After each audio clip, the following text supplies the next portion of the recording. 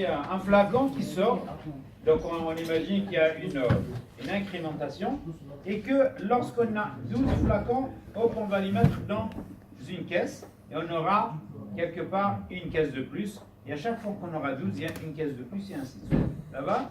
Donc, on va simuler la production par une boucle, qui s'incrémente d'une manière automatique. Chaque fois, il y a un flacon qui arrive sur le convoyeur. On va le mettre dans une caisse, et ce qui nous intéresse, c'est de dire, voilà, maintenant la caisse, c'est une caisse de plus, une caisse de plus, une caisse de plus, à chaque fois que j'ai 12. Et lorsque j'arrête à la fin de la journée, j'arrête par exemple la production manuellement. Alors à la fin, il doit me dire combien de caisses ont été réalisées. Ici, il y a des flacons qui ne sont pas emballés. Il peut aussi me le dire. Ok? Donc l'incrémentation, ou si vous voulez, l'indicateur de la boucle while représente les flacons. Donc si je laisse 2 minutes, sur notre waiting, j'arriverai à 10 millions. C'est l'exo 5. Mais on met quand même une seconde, comme ça, je vois un petit peu comment ça évolue. Après, j'arrête au bout de dans 10 journées. À la fin, je dois avoir quoi? Je dois avoir le nombre de caisses produites. Chaque caisse, bien entendu, il y a 12. Et puis aussi le nombre de bouteilles qui sont restées sans être emballées. Parce que si, par exemple, au moment d'arrêt, j'ai 3 flacons, ben, ils ne vont pas être emballés parce qu'il faut arriver à 12. Je dois les laisser jusqu'à demain pour compléter la production et arriver à 12 et ajouter une caisse. Ça va? Donc l'emballage suffit par 12. Ok? Donc absolument, pour simuler votre production, c'est directement une boucle while. Ça va? Et l'opérateur peut arrêter la production avec une décision de sa part. Donc il va ajouter un stop. Voilà, pour dire maintenant j'arrête la production. Ça, c'est au niveau de... Ok. Et à chaque fois que j'exécute une, si vous voulez, il y a une incrémentation, ben ça correspond à quoi? Ça correspond au nombre de flacons. Mais la première fois, j'ai déjà un flacon, donc ça ne doit pas commencer par 0. Il faut commencer par 1. Donc ici, au lieu de considérer ça, le nombre de flacons, ça sera I plus 1. D'accord? Et donc je peux ici ajouter soit plus 1, soit ajouter l'incrément qui est là. Ça veut dire à chaque fois il y a un I, ben j'ajoute 1. D'accord? Au lieu d'afficher 1, il va afficher à 0 plutôt, il affiche 1. Et je mets là ici, et ça pour moi c'est nombre de flacons. D'accord?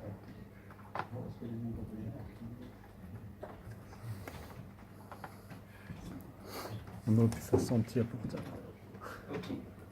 Donc si je mets un petit timer ici, je vais voir un petit peu cette simulation de production.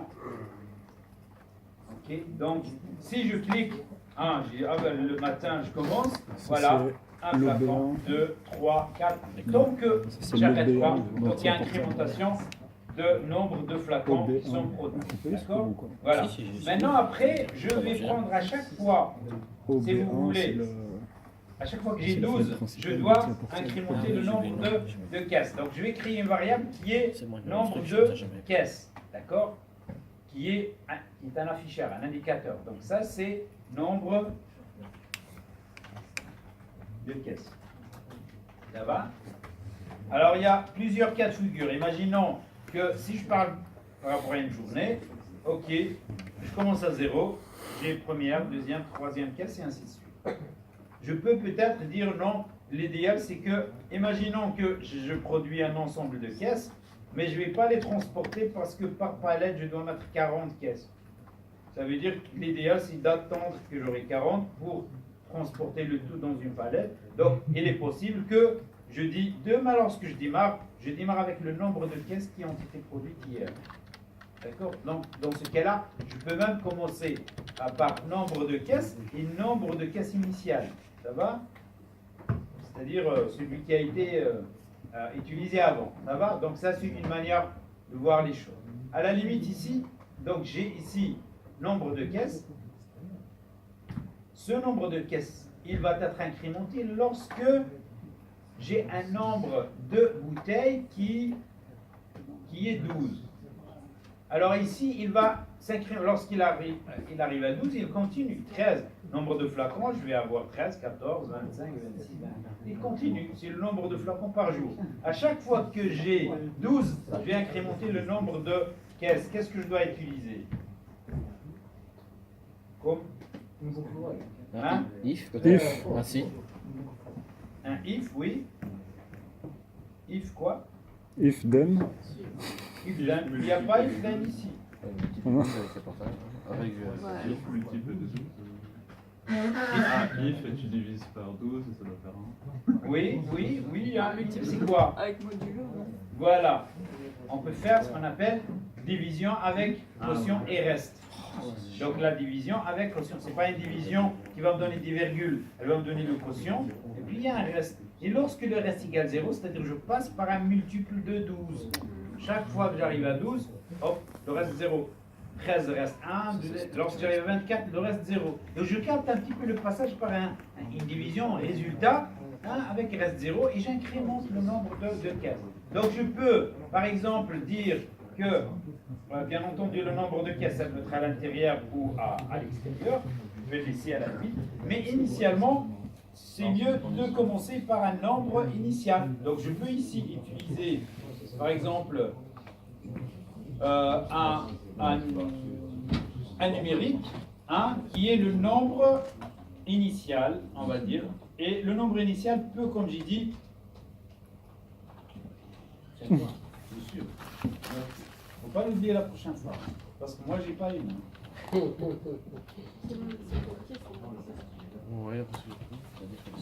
J'ai une autre ici HP, qui a oublié ça. Quelqu'un l'a déposé ici, puis après, il est parti. Où ça a été là, j'ai pas fait attention. Non, parce qu'il faut aussi. Ok, nombre initial de caisse, ça veut dire, comme j'ai dit, il se peut que aujourd'hui je commence avec un nombre qui n'est pas 0, c'est-à-dire les caisses d'hier, je vais les ajouter, et puis après je vais ajouter d'autres. Donc ce nombre initial de caisses, donc c'est avant de commencer la production d'aujourd'hui. Je vais les mettre donc en valeur initiale 1, je dois ajouter ici. Maintenant, comment je vais compter le, comment dirais-je, donc ce multiple de 12, c'est avec cet opérateur-là. Quotient et reste. Ça veut dire, si je prends le nombre de flacons ici, d'accord, et je vais ici diviser par 12, parce que c'est le but, c'est de comparer par 12, et bien je vais regarder directement, j'aurai un quotient et un reste. Si le reste égale à 0, je vais incrémenter. Si le reste est différent de 0, je ne vais pas incrémenter. Alors, je vais prendre le R, mais après j'aurai un petit if, ou un sélecteur.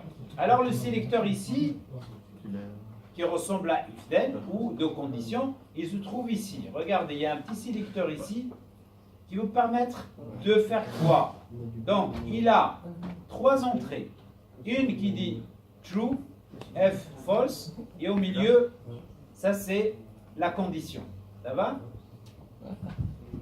Si la condition est vraie, il va prendre la valeur qui rentre ici, il va l'envoyer à la sortie. Si la condition qui rentre est fausse, il va prendre la valeur qui est là, il va l'envoyer ici. Nous, ce qui nous intéresse, c'est un petit peu est-ce que j'incrémente ou pas. Donc si j'incrémente, je prends ici la valeur des caisses et je vais, si vous voulez, l'ajouter. Je lui ai ajouté 1. Si si vous voulez, la condition est fausse, eh bien je ne vais pas incrémenter, je n'ajoute rien. Ça va? Ok. Donc, si je prends ici la condition, je vais la mettre directement à R, il ne va pas accepter parce que R c'est une valeur entière. Je dois comparer, si vous voulez, le R avec 0. Donc je vais dire, est-ce que le reste égale à 0? Si c'est vrai, ça veut dire, dans ce cas-là, je vais prendre la valeur 1, l'ajouter, au nombre de caisses. Ok? Je vais un peu la décaler comme ça vous voyez. Donc ça, c'est l'entrée lorsque la condition est vraie. En bas, la condition lorsque la condition est fausse. Si fausse, je ne vais pas incrémenter, je laisse 0. Donc la valeur qui sort ici, je vais l'ajouter à quoi? Au nombre de caisses. Donc je vais prendre cette valeur qui sort avec le nombre de caisses, d'accord? Et après je vais l'envoyer ici. C'est-à-dire, autrement, ça c'est nombre de caisses, ici, ça c'est le résultat.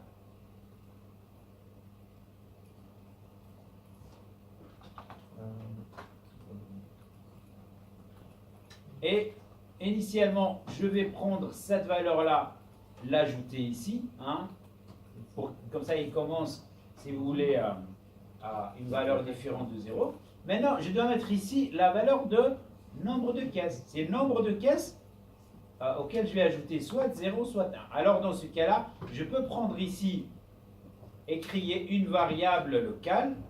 Ici, regardez, je vais créer une variable locale, je vais la mettre ici. Alors ici, regardez, elle reçoit, d'accord? Donc en écriture.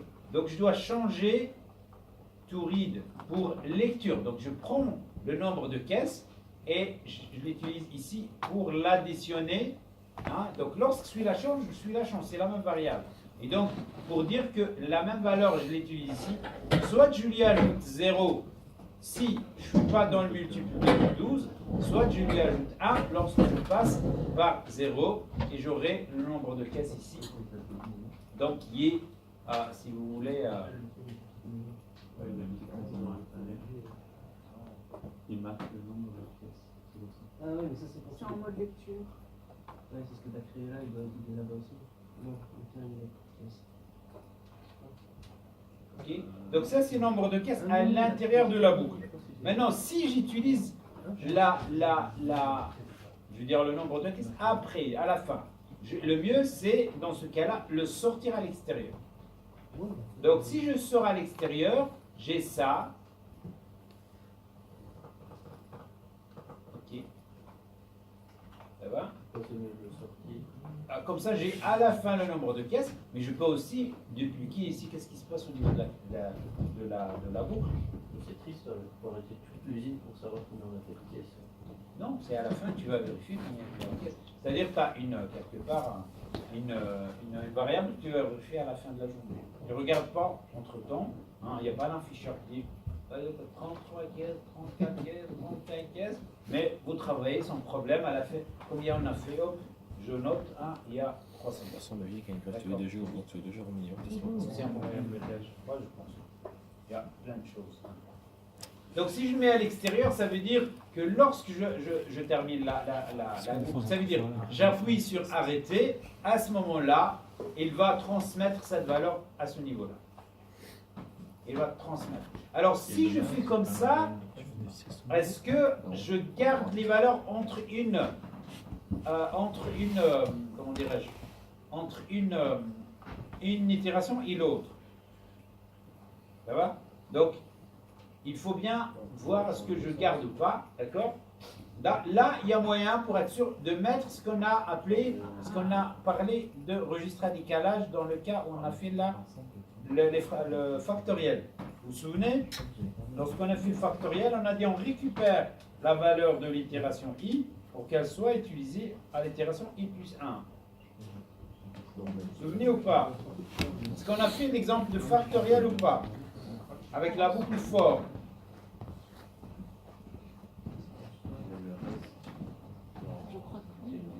Je crois que oui. Hein.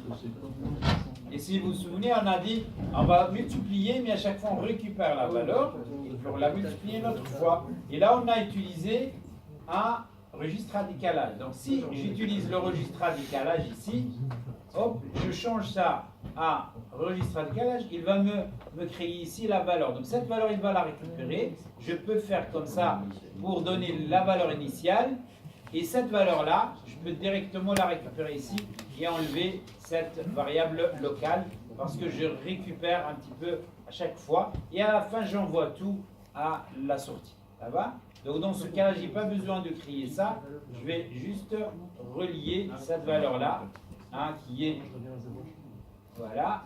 Donc, initialement, il va prendre le nombre de caisses. Et puis ici, il va ajouter cette valeur-là. Chaque fois qu'il y a un multiple de 12, il va l'incrémenter. Il le garde ici, il le récupère. Soit il l'incrémente ou pas, selon la valeur qui est envoyée. Et à la fin, hop, il envoie à l'extérieur. Mais je peux toujours ajouter un, si vous voulez, indicateur ici, pour le test, voir un petit peu s'il incrémente là où il le faut. Parce que celui-là, il va changer à la fin de l'exécution, c'est-à-dire à la fin de la journée. C'est le Donc, registre à décalage, ça aussi. ça, c'est registre à décalage. Donc, si ici, je mets un indicateur intermédiaire juste pour le diagnostic, pour le test, pour vérifier que ça fonctionne, donc il l'appelle X plus Y. Pourquoi? Parce qu'avant, il y avait un plus, tout simplement. Donc, celui-là, il va s'incrémenter à chaque fois qu'il y a un passage de 12. Mais l'autre, le nombre de cases finales, ben c'est à la fin, lorsque j'arrête la boucle. Ça va? Alors, je vais exécuter. Il va commencer le nombre de flacons à 0, parce que je n'ai pas mis une valeur initiale. Ce n'est pas grave. Regardez, je suppose le nombre initial 0. Je démarre donc flacon 1, 2, 3, il n'y a rien qui se passe. Normalement, lorsque j'aurai la valeur qui est là, c'est 0. Lorsque j'arrive à 12, normalement, il va incrémenter celui-là. Voilà. Là, il passe à 1, parce qu'il est à l'intérieur. Le nombre de flacons continue. Lorsque j'arrive à 24, celui-là devient 2. Et lorsque j'arrête complètement, la valeur qui est là, hop, elle passe à l'extérieur. C'est-à-dire, elle va passer ici. Pour le moment, il affiche la valeur ancienne. Ben, c'est normal, elle est 0. Ça va?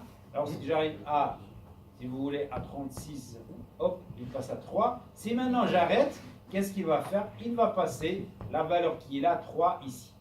D'accord? Il m'arrête le nombre total, si vous voulez, de flacons durant toute la journée, c'est 41. Je peux aussi dire, ok, quels sont le nombre de flacons qui ne sont pas emballés. Je fais juste une soustraction, et je trouve le nombre de valeurs. Ou bien, je peux directement voir ici le R. Vous voyez ici le R. Le R, en fait, il va donner chaque fois qu'est-ce qui reste non emballé, parce que je compare par 12, et ça sera ici. Donc, si j'affiche ici nombre de flacons non emballés, avec un indicateur numérique, et nombre de flacons non emballés. Alors, je vais faire un test pour voir si j'ai raison. Ok, et dans ce cas-là, je vais juste lier le résultat de... je vais sortir juste en fait cette valeur-là, qui est le raw min, le reste. D'accord? Si je prends cette valeur-là... Non. Ah non, c'est 12. Attends, ok, 625, il fait un test. Mais pas en continu, parce que sinon en continu, ce sera tout le temps. Dès qu'il appuiera sur stop, il va directement se raccrocher après. C'est 25, c'est ça? Ouais, comme ça, tu peux faire un test, tu en as 4. Voilà. Voilà. Moi, ça va. Montre comment ça affiche. Ok, donc ici, à chaque fois, il va regarder, alors, je commence l'exécution, il va commencer à 0, mais celui-là, il reste à 3, parce que c'est là, c'est l'ancienne valeur, c'est juste au niveau de l'affichage. Donc ici, les flacons s'incrémentent. Lorsqu'on arrive à 12 et commence à incrémenter le nombre de pièces, si j'arrête par exemple à 14 ou 15, il va me donner le nombre de flacons qui ne sont pas emballés. Voilà, j'appuie, il me dit qu'il est arrivé à 18, il y a une caisse de 12, donc c'est logique, il reste 6. Parce que 6, c'est sorti de reste. Il divise 18 par 12, ça lui donne 1, et le reste c'est 6. Et là, j'ai le nombre de flacons non emballés, parce que j'ai 6 plus 12, ça donne 18. Ça va? Voilà. Donc, vous avez ici la division modulo, la division quotient et reste. Aussi, le sélecteur. Alors, le sélecteur ici, j'ai envoyé deux valeurs selon une condition. Vous pouvez avoir alors tous les types, si vous voulez. Si vous utilisez les entiers, vous pouvez les complexes. Vous pouvez même envoyer des chaînes de caractères. Donc, si vous mettez une valeur d'entrée, il faut que la sortie soit du même type. C'est ça le principe. Ok? À chaque fois qu'il y a soit de vrai, soit de faux, il va envoyer donc l'une ou l'autre les deux entrées, soit celle qui correspond à vrai ou celle qui correspond à faux. Voilà. Donc ça, c'est une solution.